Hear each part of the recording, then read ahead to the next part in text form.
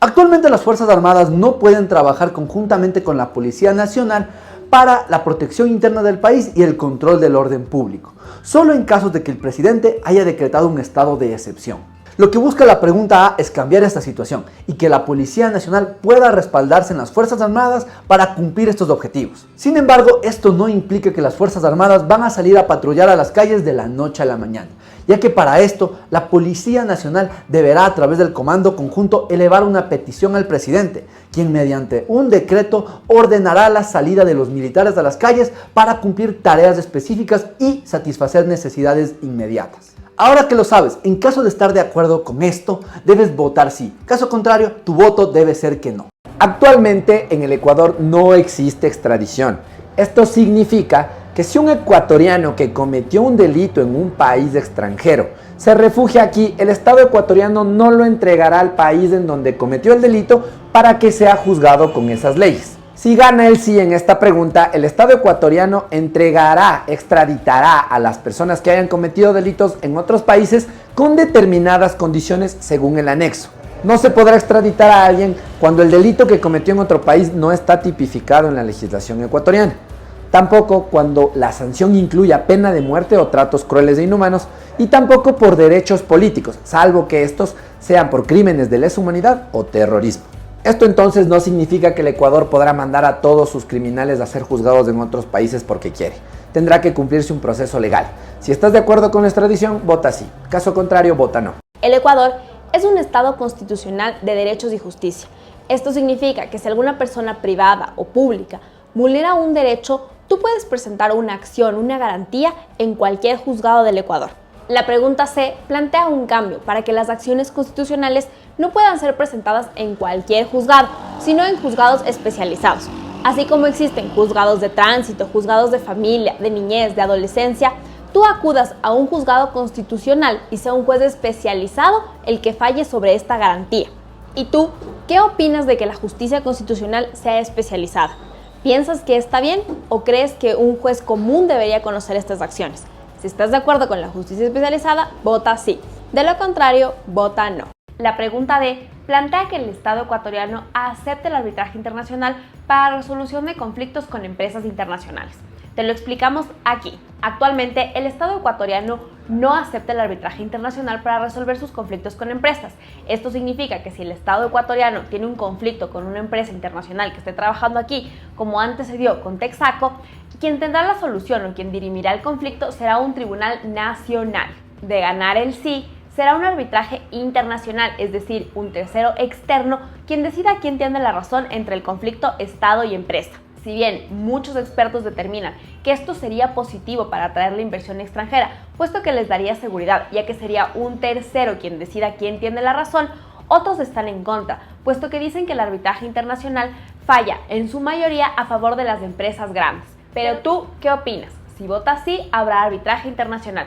Si votas no, seguirá el Estado ecuatoriano decidiendo sobre estas controversias. La pregunta E lo que busca plantear es que se incorpora a la normativa laboral ecuatoriana el contrato a plazo fijo y el contrato por horas. ¿Pero qué significa esto?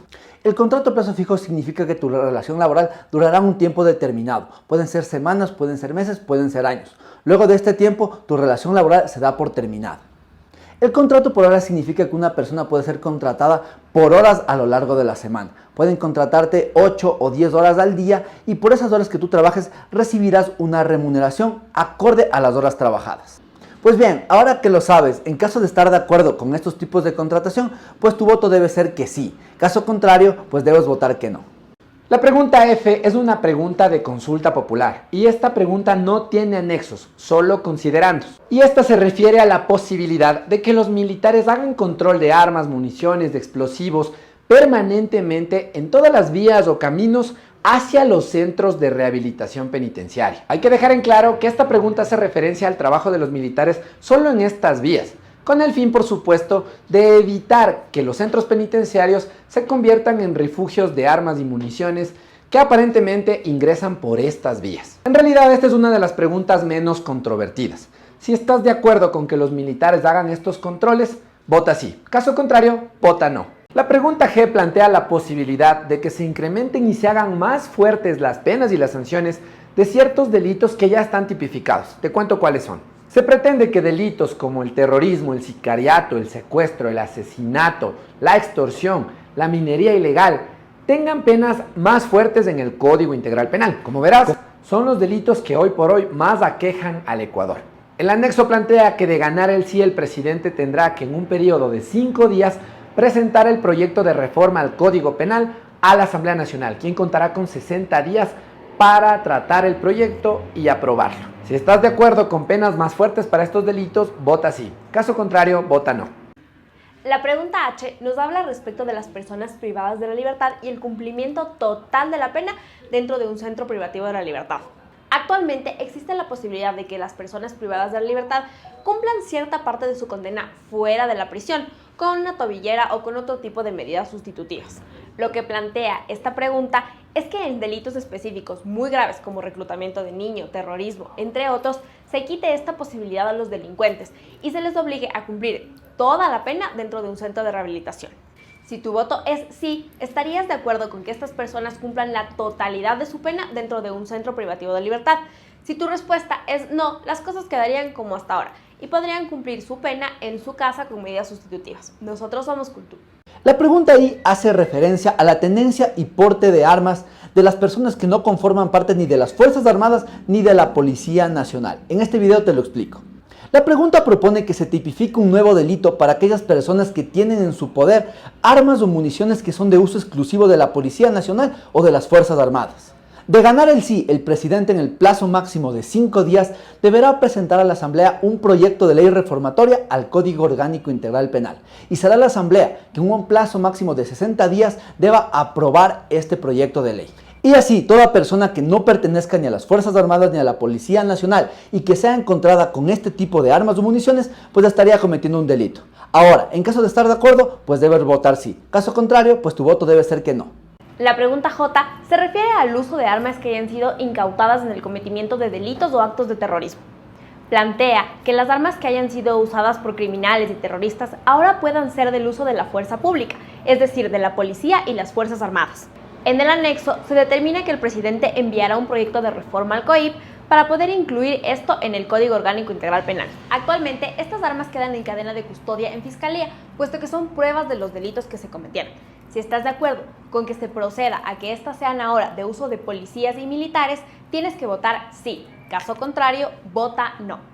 La pregunta acá nos habla acerca del cambio que el Estado quiere dar al destino de los bienes obtenidos de forma ilícita o injustificada. Te lo cuento. La pregunta nos propone que aquellos bienes que sean obtenidos de forma ilícita o injustificada puedan ser parte de los bienes del Estado, es decir, transferir su titularidad, su propiedad. Esto en principio puede ser bueno. Sin embargo, habrá que aclarar una vez que se reforme el COIP cuál es el alcance de estos términos ilícito e injustificado. Aquí es donde entramos en terreno peligroso.